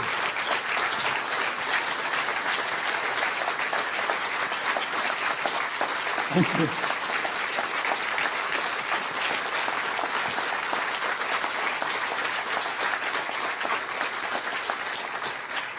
Okay. Well, very good. First of all, let me say I agree. I understand what you're saying. Don't condemn these people, or that isn't the important thing. But you and I aren't talking. We're having a real discussion here because we do have a somewhat different focus, and I happen to think that both approaches are important. Let me distinguish. Actually, when I keep mentioning this 40 years between 1973, when my trial ended, in 2013, when you came out, that was 40 years, or 71, 2010, and so forth. I, in fact, came to feel that I was apparently just asking too much. That somehow, you keep saying, everybody has a limit. And what I was seeing was, no, a few people have a limit. And most of them have no, by the way, as you said, there's no question, at all times, there are people in the system who are criticizing, who are raising questions, who are even, saying this is wrong or whatnot, up to a point, as you did before, you went all the way and talked to other people. But their limit is going outside channels, going to the public, that limit doesn't get crossed. They're taking a risk even complaining or criticizing, some of them. And they may even lose their jobs as a result eventually, but they get another job as long as they haven't broken that promise to keep their mouth shut about anything. See, they can get another job then. They can be trusted.